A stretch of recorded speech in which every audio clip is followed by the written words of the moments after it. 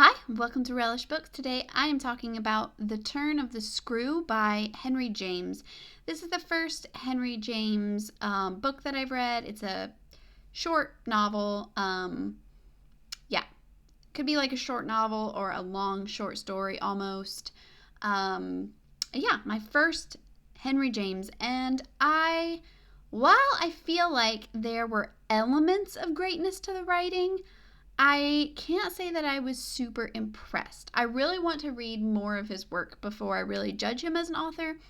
I want to read The Portrait of a Lady, which I might get to at some point, maybe next year. We'll see. But it's a long one. Very different from the length of this one. It was kind of like a ghost story, although I don't know if this spoils anything to say it. Ghost story, sort of demon possession type thing. And I'm not super into, I don't know, I like detective stories. I like some suspense and drama and like figuring things out and stuff like that. And sometimes ghost stories are fun.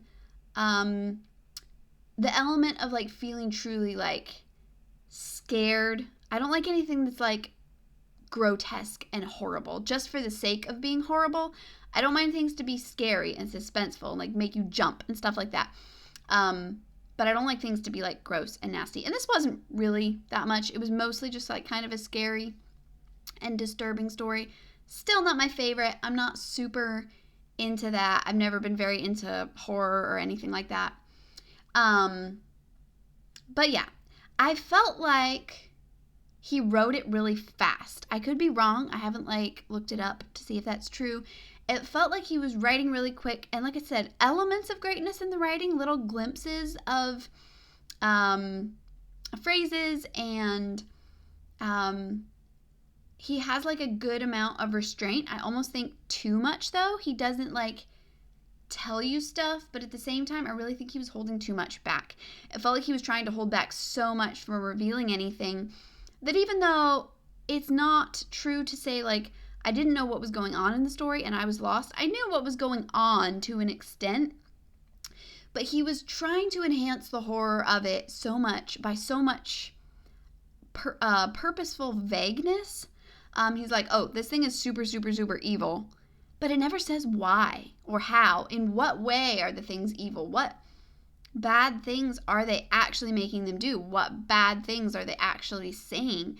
There was a lot of like, oh, super evil, horrible, without that ever being actually revealed. You never come face to face with the evil in the story. It's like, these things are super evil, and that's all you need to know. And for me, that was not enough. I was like, I didn't mind him keeping things really vague at the beginning. It got kind of annoying. He was skirting things so much throughout the beginning part of the story.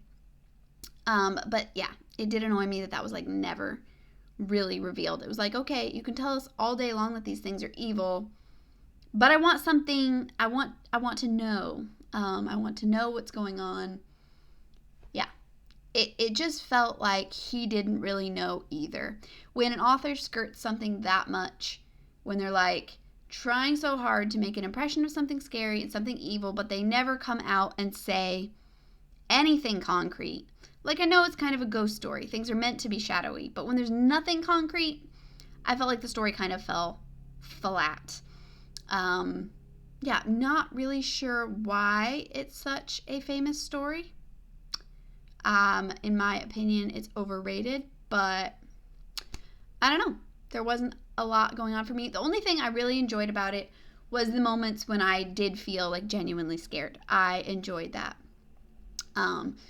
When she like walks down the hall and sees something on the stairs or sees something in the tower or something through the window.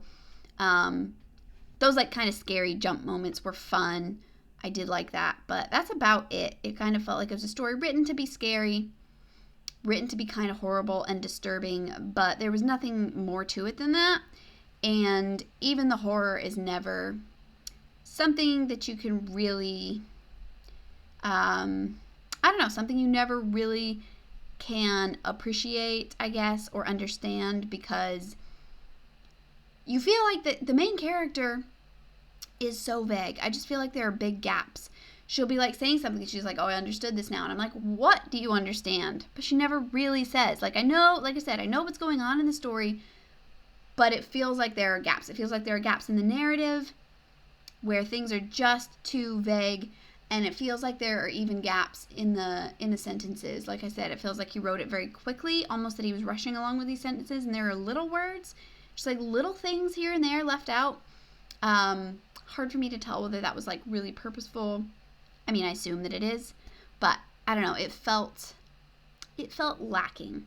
Again, I don't like a story to be overly explained, overly spelled out, but this was just a little too vague to the point of feeling sloppy, even though, I mean, he's a very renowned author. I don't think he has a reputation of sloppiness, but that was my opinion and my impression.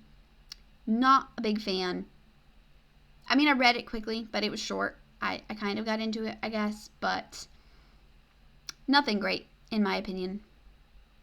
A little bit scary, but yeah, I don't like it when an author doesn't seem to know what they're talking about themselves. So, anyway, those are my thoughts on The Turn of the Screw by Henry James. Thanks for watching. I'll see you next time. Bye.